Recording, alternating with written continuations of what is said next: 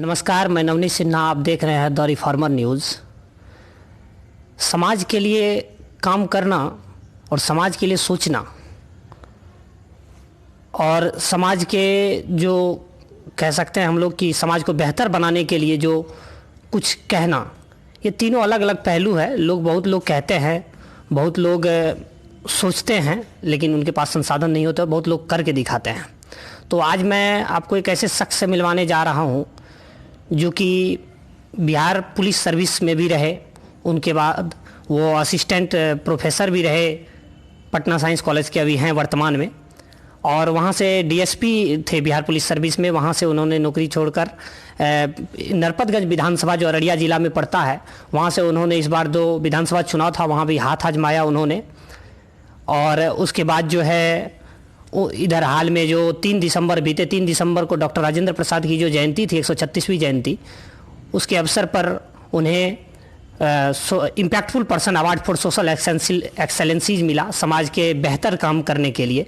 और ये अवार्ड कहीं ना कहीं मायने रखता है और ये पूरे अररिया ज़िला सहित पूरे बिहार का एक गौरवान्वित मुद्दा है जो उनको अवार्ड मिला है। और अररिया ज़िला से वो ये अवार्ड प्राप्त करने वाले पहले इकलौते ऐसे व्यक्ति हैं, वो हैं डॉक्टर अखिलेश कुमार जी। आज वो हमारे साथ मौजूद हैं। आज उनसे मैं आप लोगों को मिलवाता हूं। सर, द रिफॉर्मर न्यूज़ में आपका बहुत बहुत स्वागत है। थैंक यू नवनीत जी। सबसे पहले तो रिफॉर्मर न्यूज़ के पूरे टीम को, आपको और आपके जो कैमरामैन साथी हैं, उन सबों को मैं धन्यवाद देना चाहता हूं कि आप समय निकाल कर मुझसे बात करने के लिए आए यहाँ पे। आपका स्वागत है। और आप यंग हैं काफ़ी, और आप लोगों को भी बहुत सारी शुभकामनाएं हैं मेरी। जी सर, आपको जो है अवार्ड मिला है उस पर बात करेंगे, उससे थोड़ा पीछे हम चलते हैं। आप, जैसा कि मेरी जानकारी में है, आप बिहार पुलिस सर्विस में डीएसपी भी रह चुके हैं, और उससे पहले जैसा कि आपकी शिक्षा दीक्षा जवाहर नवोदय विद्यालय पूर्णिया से हुई है, तो इस लेकर के मैं ये जानना चाहूँगा कि आप जो है, ये जो मैं कह रहा हूँ कि आप नौकरी छोड़कर आप जो है इस बार चुनाव में हाथ आजमाए थे, तो जो नौकरी लगी थी या जहाँ थे आप पोस्टिंग, थोड़ा उसके बारे में कुछ बताएं। देखिए, ये तो सर्वविदित है, कई बार पिछले इंटरव्यूज़ में मैं बोल चुका हूँ। अब लगभग सब लोग इस इलाके के जानते हैं कि मैं पहले बिहार पुलिस जैसे प्रतिष्ठित नौकरी में था, जिसको हमारे मतलब बिहारी अगर देखें अस्मिता के रूप में, या मतलब बिहारी लोगों का जो मानसिकता है, उसमें एक बड़ा नौकरी होता है डीएसपी का, और काफ़ी प्रभावशाली माना जाता है। वैसे नौकरी को छोड़ना इतना आसान भी नहीं होता किसी के लिए। तो नौकरी जब मैं कर रहा था उस समय कई बार मैं इस बात को बोला हूँ, और अभी आपके साथ भी रिपीट करता हूँ कि पुलिस की नौकरी को मैं बहुत एंजॉय किया, और हमेशा उस पल को मैं बहुत खूबसूरती से निभाया, और पूरी ताकत से नौकरी की मैंने। कहीं कोई कॉम्प्रोमाइज़ नहीं, कहीं कोई मतलब हेड डाउन नहीं।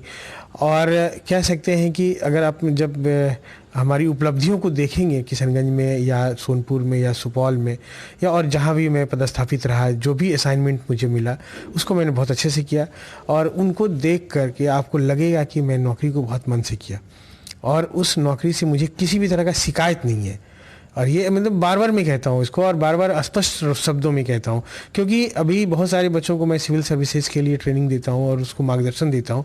तो बच्चे मेरे से अभी प्रश्न करते हैं कि सर, आप खुद उस नौकरी को पाके छोड़े करके और मुझे बोलते हैं कि सिविल सर्वेंट बनो, तो ऐसा उसका जवाब देना पड़ता मुझे। तो मेरा ये कहना है कि नौकरी छोड़ने के पीछे का जो रीज़न है वो समझना चाहिए, और मैं यही समाज को समझाना चाहता हूँ कि नौकरी छोड़ने के पीछे का रीज़न ये है कि देखिए, जो मैं सेवा दे पा रहा था वहाँ, वो एक लिमिटेड एरिया में था, और लिमिटेड कह सकते हैं कि उसमें बहुत लिमिटेशन था। जैसे मैं अनुमंडल पुलिस पदाधिकारी था, तो मेरा जो कार्य क्षेत्र था वो एक अनुमंडल तक सीमित था। या जैसे किशनगंज एक ही अनुमंडल का जिला है, तो वहाँ जिला तक सीमित है, या अगल बगल के कुछ एरिया में मेरा प्रभाव हो सकता था, क्योंकि अगर एक अच्छा पुलिस ऑफिसर है तो उसके सराउंडिंग पे भी असर पड़ता है उसका। तो यही एक दायरा है।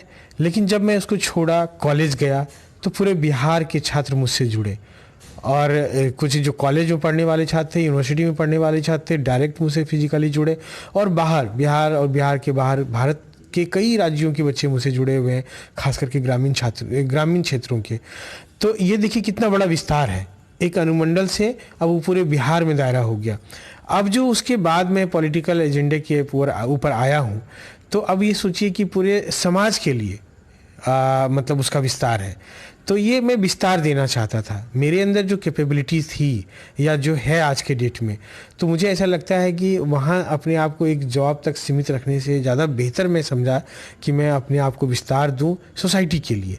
और उसी विस्तार देने के लिए मैं उस नौकरी को छोड़ा, कॉलेज गया। कॉलेज में मेरे पास आज़ादी थी कि मैं और बड़े लेवल पे काम कर सकता हूँ, और किया भी, मैं कर भी रहा हूँ, आगे करूँगा भी मैं। और उसके बाद फिर पॉलिटिकल सिस्टम में आए, चुनावी सिस्टम में आए हम। तो यहाँ भी मतलब लोकतंत्र के लिए हमें बहुत लड़ाई लड़नी है, लोकतंत्र के लिए बहुत काम करना है, लोगों को समझाना है, और ये काम चलता रहेगा। तो इसका इम्पैक्ट अब देखिए कि पूरे ग्लोबल लेवल पे है, ऐसा नहीं है कि एक छोटा सा जगह में है।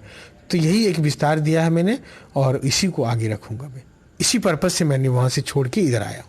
जी, तो आपने बताया कि वहाँ मैं लिमिटेड था नौकरी में, इसीलिए कि उसको एक जो है पूरा विस्तारित रूप में करने के लिए मैंने वहाँ से नौकरी छोड़ी और मैं जो है टीचिंग लाइन में गया। तो इससे एक चीज़ समझ में आता है कि आप जो है शिक्षा के प्रति जो आपका एक व्यापक दृष्टिकोण है, इसलिए कि आपने अध्यापन कार्य से जुड़ा और देखा कि इसको और अगर हम कोई भी रूल लाते हैं, उसको अगर लोगों के बीच ले जाना है कोई भी चीज़ों को, तो इसको लेकर के राजनीतिक रूप से आना होगा। इसलिए आपने शायद चुनाव भी लड़ा, जो मेरी समझ में आ रहा है। तो एक कई अनुभवों के दौर से आप गुजरे, इंजॉय लेते हुए लाइफ को आगे लेकर के बढ़े हैं, तो एक अच्छा खासा आपके पास अनुभव है। और उसी अनुभव को लेकर आप कह रहे हैं कि मैंने विद्यार्थियों को भी, अभी कई तरह के टीचिंग से मैं जुड़ा हूं, तो विद्यार्थियों को भी टीच करता हूं, तो ये एक बहुत बेहतरीन अनुभव है। अब मैं चुनाव जो आप लड़े, तो चुनाव आप उस क्षेत्र से लड़ रहे थे जो कि काफ़ी पिछड़ा क्षेत्र माना जाता है अपना बिहार का, वो नरपतगंज का इलाका। तो वहाँ आपने कई तरह की समस्याओं को आपने देखा, और आज भी लोकतांत्रिक देश में कई तरह की समस्याएं बहुत जघन्य रूप में मौजूद हैं। तो उस समस्याओं को आप किस रूप में देखते हैं? प्रखंड क्षेत्र को भी अगर ले लें, क्योंकि आप एक चीज़ मैं जोड़ना चाहूँगा कि जिस प्रखंड क्षेत्र से आप चुनाव लड़े, वहाँ एक भी सरकारी कॉलेज नहीं है। ये आज भी बड़ी दुखद विषय है इस चीज़ को लेकर के। तो क्या लगता है, इसमें सुधार तो ज़रूरत है? देखिए, ये बहुत अच्छा सवाल है आपका। जो आपको बताया ना कि नौकरी किया, मेरे पास बहुत अच्छा खासा नौकरी था, क्यों छोड़ता मैं? हर कुछ था मेरे पास वहाँ पे। उसको जब मैं ये देखता हूँ पलट के, जब मेरा विवेक और बढ़ा, मैं अध्ययन किया और लोगों के बीच गया, बचपन से देख रहा हूँ मैं। तो जब आप नरपतगंज की बात करेंगे, अररिया ज़िले की बात करेंगे, कोसी की बात करेंगे, सीमांचल की बात करेंगे, तो हर इंडेक्स पे ये सबसे पिछड़ा हुआ इलाका नज़र आएगा आपको। एक तो बिहार ही ऐसे मैक्सिमम इंडेक्स में, हम लोग अगर यूनियन टेरिटरीज़ को लेके मिला लें तो 35 राज्य अभी हैं मोटा मोटी। हर जगह हम लोग 35वें नंबर पे देखते हैं अपने आप को, चाहे वो एजुकेशन हो, हेल्थ इंफ्रास्ट्रक्चर की बात हो, रूरल इंफ्रास्ट्रक्चर की बात हो, एम्प्लॉयमेंट की बात हो, या मतलब एजुकेशन की बात हो, कहीं भी हम लोग सक्षम नहीं हैं। यहाँ के बच्चे, जैसे आप बताया कि नरपतगंज में कोई कॉलेज नहीं है, तो बिल्कुल क्लियर बात है ये। यहाँ के बच्चे, आप सोचिए, बैंगलोर जाते हैं BCA की डिग्री लेने के लिए। मैं कई बार ट्रेन में सफ़र किया हूँ, बच्चों को भीड़ रहती है, मैं पूछता हूँ कहाँ जा रहे हो, तो बैंगलोर। क्यों? BCA का डिग्री करना मुझे। तो BCA पढ़ने के लिए लोग जाएंगे बैंगलोर। इससे बड़ा दुखद किसी स्टेट के लिए कुछ नहीं हो सकता है। यहाँ के शिक्षा मंत्री को इस पर शर्म करनी चाहिए कि हम अपने बच्चों को इवन BCA की डिग्री नहीं दिला पा रहे हैं यहाँ पे। उसके लिए बच्चे जा रहे हैं बाहर पढ़ने के लिए। अब देखिए, बैंगलोर है, नागपुर है या पुणे है, उधर इतना घना इंजीनियरिंग कॉलेज खुल गया और उधर लोग जा रहे हैं, मेडिकल कॉलेज खुल गया, टेक्निकल डिग्री जो भी है, तो सब उधर। जो हमारा सरकारी संस्थान है, उसका दुर्दशा किसी से छुपा हुआ नहीं है। मैं उस पर क्या बोलूँगा, चाहे वो हायर एजुकेशन हो या हाई स्कूल का स्थिति हो या प्राइमरी लेवल का हो, हर जगह खानापूर्ति चल रहा है। तो इसके अगेंस्ट ना तो मैं जनता से भी कहना चाहता हूँ, केवल सरकार दोषी नहीं है इसके लिए, जनता खुद भी दोषी है इसके लिए। जनता क्या कभी इन मुद्दों पे वोट करना चाहती है? बिल्कुल नहीं करना चाहती है। उसी को जगाने के लिए हम लोग लगे हुए हैं, और ये हमारे जैसे हजारों यूथ का हमारा एक एसोसिएशन है, और हम लोग उसके माध्यम से पूरे देश भर में इस चीज़ को प्रचारित कर रहे हैं कि भाई आप मुद्दों पे वोटिंग कीजिए। पूरे चुनाव कैंपेन में मैंने कभी नहीं बोला किसी से कि आप मुझे वोट कीजिए। मैं सबसे यही कहता रहा कि आप पार्टी छोड़कर एक अच्छे उम्मीदवार को वोट कीजिए। जो उम्मीदवार आपको अच्छा लगता है, आप 10 पैरामीटर बना लीजिए कि किस उम्मीदवार के अंदर में बेहतर समझ है, कौन उम्मीदवार आपकी बात करता है, किस उम्मीदवार को विशेष मतलब राज्य को या समाज को आगे ले जाने का क्षमता है, विज़न है, त्याग है, इन सब चीज़, एजुकेशन है। तो इन चीज़ों पे आप वोट कीजिए, ना कि आप जाति के नाम पे वोट कीजिए, ना तो पार्टी के नाम पे वोट कीजिए, ना पैसा के नाम पे वोट कीजिए, ना आप क्षेत्र के नाम पे वोट कीजिए। जब तक हम इन चीज़ों पे वोट करना बंद नहीं करेंगे, हमारा कभी भी इतना बहुत सारा इंटरव्यू होगा, बहुत सारा एजिटेशन होगा, कभी सुधार नहीं होगा। सब लोग सब बात करते हैं हम लोग कि ऐसा होना चाहिए, वैसा होना चाहिए, लेकिन जब आपके पास हमेशा एक अच्छा उम्मीदवार होता है, कम से कम मान लीजिए कहीं भी, आप उसमें से जो बेस्ट उम्मीदवार है उसको चुनिए। बहुत लोग इस बार काउंटर क्वेश्चन करते हैं कि ऐसे में तो बहुत खिचड़ी हो जाएगा। बिल्कुल खिचड़ी हो सकता है, मैं कहता हूं कि एक बार खिचड़ी हो जाने दीजिए। अगर मान लीजिए इस मकान को हटा के कोई अच्छा मकान बनाना हो हमको, तो तोड़ना पड़ेगा। जब हम तोड़ेंगे इस मकान को तो बहुत सारा गार्बेज इधर उधर बिखरा पड़ा नजर आएगा आपको, उसके बाद वो हटेगा, नया एक खूबसूरत बिल्डिंग बनेगा। तो उसी तरह से लोकतंत्र फॉर्मूला पता है। जी, आपने सामाजिक कार्यों की चर्चा की, इसमें कई तरह के मुद्दों को आपने जोड़ा, यूथ को लेकर के जोड़ा, और जो है वोटरों की एक जो सोच होती है, मानसिकता होती है, उसको भी बताया। तो मैं पहले उस चीज़ को कंक्लूड कर दूं कि जैसे आप बताएं कि यहाँ लोगों में एक जो मानसिकता, बहुत लोग ऐसे एक तरह से कह सकते हैं, एक तरह से सोचते हैं, भेड़ चाल की तरह सोचते हैं, पार्टी वाइज सही में बात करते हैं, लोगों के बीच ऐसा खासा तौर पर ये मैसेज गया हुआ है। और जो बहुत पढ़े लिखे लोग हैं उसकी एक अलग इनकम्पेंसिव उसके बीच बनी हुई है। और जो अलग एक महत्वपूर्ण चीज़ आपने उसमें ज्वाइंट की कि लोगों के बीच जागरूकता। तो लोकतांत्रिक देश, आज भारत को 70 साल हो गए लोकतांत्रिक देश हुए, लेकिन लोगों में इतनी जागरूकता नहीं है। और जागरूकता इस लेके नहीं है, कहीं कहीं ना कहीं उसको एक कह सकते हैं हम लोग, जो शिक्षा को लेकर के स्थिति बड़ी धराशायी है। आज भी भारत साक्षरता की बात कर रहा है, जबकि आज दुनिया टेक्नोलॉजी इतनी आगे चल रही है, और जबकि शिक्षित भारत की बात होनी चाहिए, जिसको लेकर लोगों में जागरूकता नहीं। और मुद्दे से हटकर लोग पार्टी वाइज वोट करते हैं, धार्मिक आधार पर वोट करते हैं। तो समाज का एक बटाधार है, और जब आप उस चीज को रखते हैं तो वहां स्वाभाविक है कि लोग आपकी बात न सुन करके उस चीज को ये लेकर चलेंगे, क्योंकि ज्यादा एजेंडा उन लोगों का फैलता है, और जो अच्छे बात करते हैं उनका एजेंडा नहीं फैलता। तो इस चीज का तो एक बड़ा जद्दोजहद है।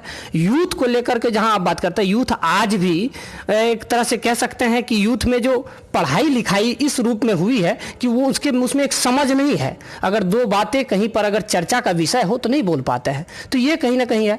तो आप जब सामाजिक कार्य से जुड़े हैं और इतनी समस्याओं को देखते हैं, तो क्या लगता है आपको कि एक साथ इतनी समस्याओं का एक जड़ है यहाँ पर पूरा बिहार में जो है, तो कैसे इन चीज से निपटेंगे आप जो है?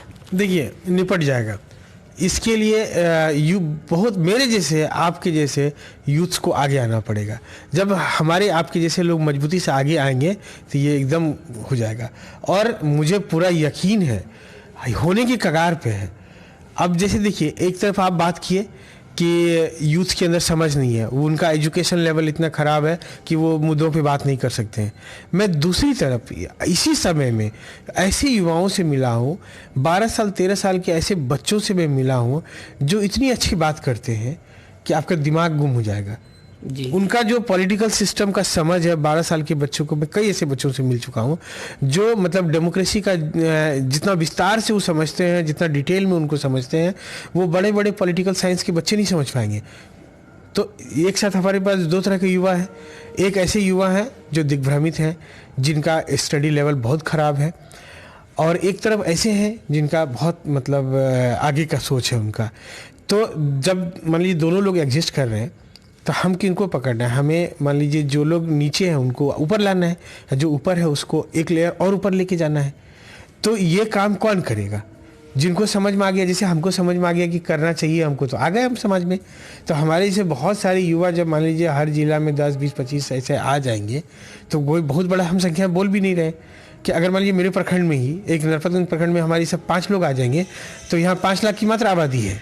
तो 5 लाख, एक आदमी 1 लाख 2 लाख लोग को तो समझा ही सकता है ना। जब एक बार मान लीजिए आप जैसे लोग, मान लीजिए मीडिया आएगा और भी लोग आएंगे, तो धीरे धीरे ये चीज़ एक्सपेंड करेगा तो हर लोगों तक बात जाएगी। 2 साल 4 साल 5 साल लगेगा। और अभी जिस मुद्दों पे युवाओं को भटकाया जाता है, तो वो मुद्दा 5 साल के बाद उनको मालूम चलेगा कि हम तो भटक रहे थे, वो संभलेगा, आने वाले जनरेशन को संभालेगा। तो निराश होने का भी जरूरत नहीं है। कई बार क्या होता है कि ट्रांजिशन फेज से गुजरता है कोई चीज़। तो अभी हमारा समाज ट्रांजिशन फेज से गुजर रहा है। थोड़ा बुराई जरूर हावी है, लेकिन अच्छाई खत्म नहीं हो गया है, ये समझना पड़ेगा हमको। ऐसा नहीं है कि अच्छाई खत्म हो चुका, आज का डेट में अच्छाई अब है ही नहीं तो हम लोग इतना निराश हो जाएंगे। अगर अच्छाई नहीं होते तो आप यहाँ नहीं आते मेरे पास, जी हम आपसे बात नहीं कर रहे होते, है ना। हम मान लीजिए कि उतना बड़ा त्याग करके नहीं आए होते, हमको कोई चीज़ अट्रैक्ट किया होगा, किसी न किसी आदमी का जीवन शैली अट्रैक्ट किया होगा, तब हम उतना बड़ा त्याग करके आ गए इधर। तो ऐसे हमारे से बहुत सारे हमारे मित्र मंडली के लोग हैं जो अब सीधे तौर पे समाज से जुड़ रहे हैं, और ये दिखेगा आपको 2 साल 3 साल, अगला 3 साल में पूरे बिहार स्तर पे दिखेगा आपको। हम लोगों का पूरा एक फौज तैयार हो रहा है, और मतलब ऐसा फौज तैयार हो रहा है कि जो आने वाला 5 साल 7 साल या 10 साल में एक बड़ा इम्पैक्ट डालेगा सोसाइटी के ऊपर, और इसके लिए हम लोग काम कर रहे हैं। और बहुत सारे देखिए अभी 2 तरह के यूथ हैं। एक ऐसे यूथ हैं जो पिंपॉम लाइफ, जिसको हम लोग बोलते हैं मॉल कल्चर, या मतलब एक जो आधुनिक कल्चर है, सिनेमा कल्चर, उसमें जी रहे हैं, मोबाइल कल्चर में जी रहे हैं। एक तरफ दूसरी बहुत युवाओं का फौज है जो अपनी नॉलेज को बढ़ा रहे हैं, जो यहाँ के सोसाइटी के बारे में चिंतित हैं। तो हम लोग उनको पिकअप करेंगे, ऐसे लोगों तक हम पहुँचेंगे, और उनके माध्यम से जब समाज में मान लीजिए अच्छे लोग भी हैं लेकिन वो चुप हो गए हैं, तो उनको थोड़ा जागृत करना है। वो बोलेंगे, लोगों से मिलेंगे, बात करेंगे तो अच्छा होने लग जाएगा, नहीं होने का सवाल ही नहीं है। लेकिन हिम्मत से आना पड़ेगा। जब हम चुनाव लड़ने का प्रोग्राम बनाए या हम नौकरी छोड़ने का प्रोग्राम बनाए तो आपको क्या लगता है कि विरोध नहीं हुआ होगा? बहुत विरोध हुआ, लेकिन हम किसी का नहीं सुने। आए तो आखिर 5,000 लोग मेरे साथ हुए कि नहीं? 5,000 लोग मेरे साथ हुए वोटिंग के लेवल पे, और बहुत सारे ऐसे 50,000 लोग हैं जो कि हमारे साथ हैं लेकिन हमको वोट नहीं किए। आप जो बताया कि जिस मनोदशा में है वो, लेकिन मुझे पसंद करते हैं, उसके बावजूद मुझे वोट नहीं किए। वो मतलब किसी मजबूरी में या कहिए किसी लालच में या किसी दबाव में आके दूसरी जगह कर दिए। आगे वो मुझसे जुड़ेंगे। वोटिंग के बाद कम से कम 2,000 आदमी मुझे फ़ोन करके और फिजिकली मिलकर इस बात का दुख जता चुके हैं कि आपको हम वोट करते तो अच्छा रहता। तो ये वोटिंग का मात्र 1 महीना के अंदर, 1 महीना भी बीता नहीं है कंप्लीट, 1 महीना के अंदर इतने लोग, मान लीजिए 2,000-4,000 लोग हमको आके बोल रहे हैं कि आपको वोट करते तो अच्छा रहता। तो ये परिवर्तन नहीं है क्या? निश्चित परिवर्तन है। तो होगा, लेकिन एक माहौल बनाना पड़ेगा, एक ताकत के साथ हम लोग आगे बढ़ना पड़ेगा। मैं बढ़ चुका हूँ, कारमा बन चुका है। अभी अररिया जिला के कम से कम 2,000-4,000 यूथ मुझसे जुड़ चुके हैं, और उनके साथ मैं आगे बढ़ूंगा। और दूसरी बात कि शिक्षा का मतलब सिर्फ नौकरी पाना नहीं है, ये भी समझना पड़ेगा, ये भी समझाना पड़ेगा।